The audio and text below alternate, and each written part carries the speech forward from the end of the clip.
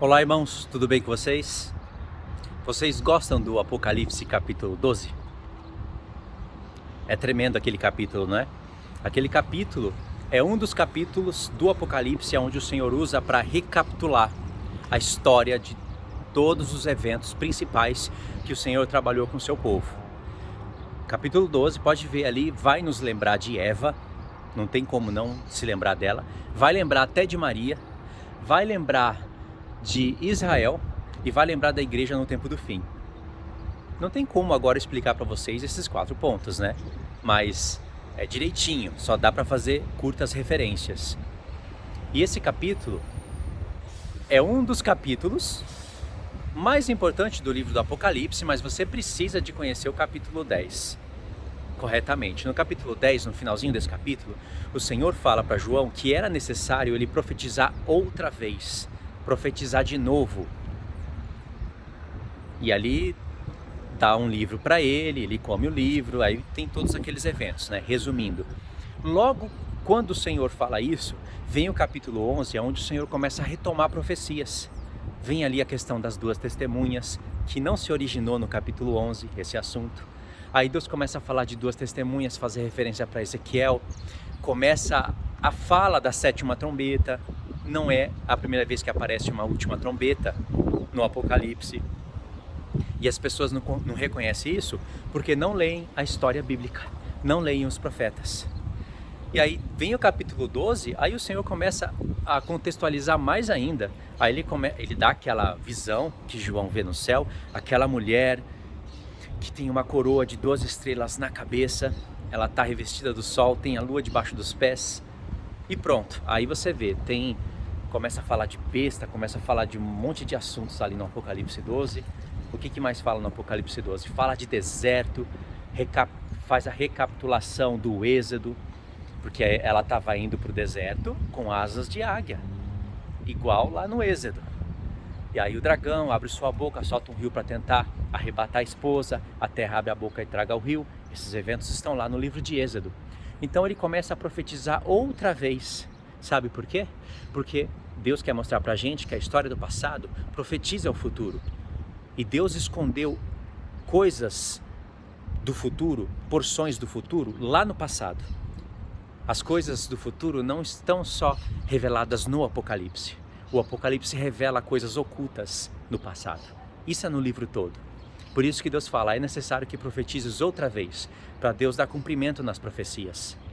E aí é incrível, o Apocalipse 12 é o capítulo que prova que Israel é a igreja, que a igreja continua a história de Israel. Houve o Israel segundo a carne, então há o Israel segundo o Espírito. A linha pré-tribulacionista nega isso, batendo o pé com toda a força, mas ela não explica as coisas. Ela tenta explicar, mas é uma explicação que não cabe no contexto. É uma explicação limitadíssima. Eles dizem que aquela mulher é Israel. Por quê? Porque lembra do sonho de Jacó. É claro que eu lembro do sonho de Jacó ali também, mas você tem que ver o que aquele sonho tem a ver com as profecias que Deus falou para Abraão, Isaac e Jacó. Se aquela mulher é Israel e está indo para o deserto, e eu concordo que aquela mulher é Israel, mas eles falam que é o Israel judeu, sei lá o que tem na mente deles. Mas ela está indo para o deserto para ser protegida, e isso é da metade da semana em diante.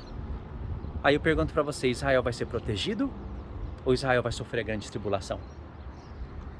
Eles têm que decidir isso. E aquela mulher tem uma coroa de 12 estrelas na cabeça. Ela está revestida do sol, tem a lua debaixo dos pés. Como que não vai ser a igreja essa mulher? Eles não entendem o que fala o sol, o que fala a lua. Tempos determinados.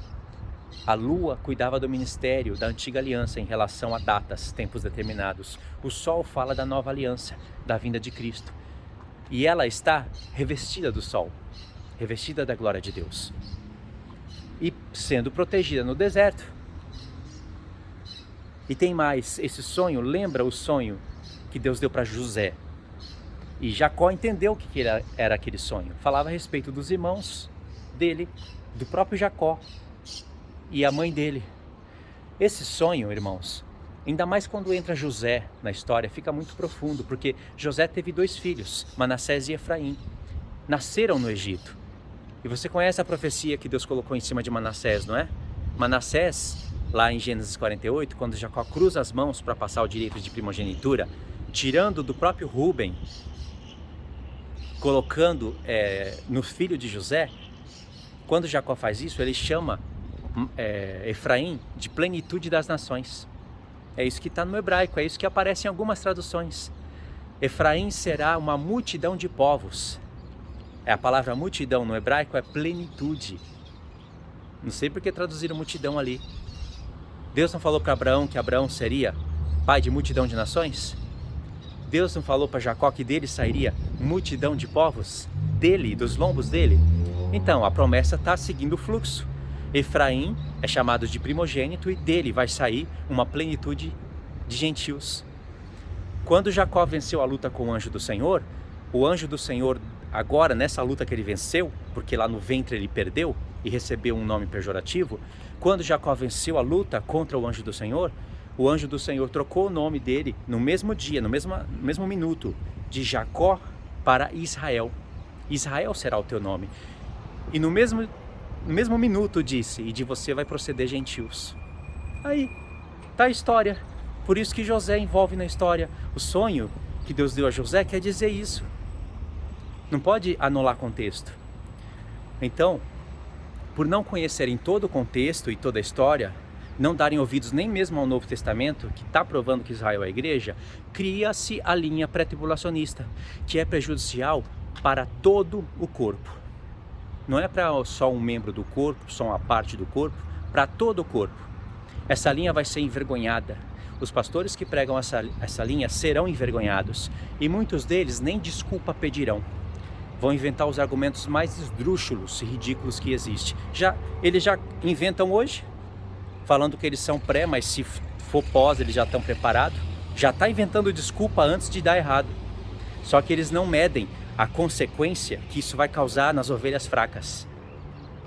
Quando vê que o arrebatamento não aconteceu, quando vê que ali talvez os seus familiares vão ter que passar pela morte, ou eles mesmos terão que passar pela morte, estarão despreparados.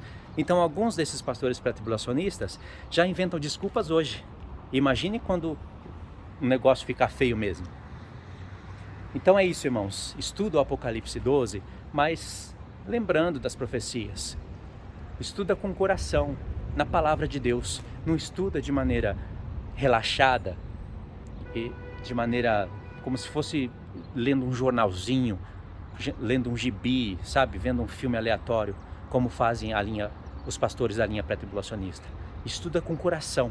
E vocês vão ver que o próprio Apocalipse 12 está provando para a gente que nós fazemos parte do Israel de Deus. Uma parte do povo será protegido, outra parte passará pela grande tribulação.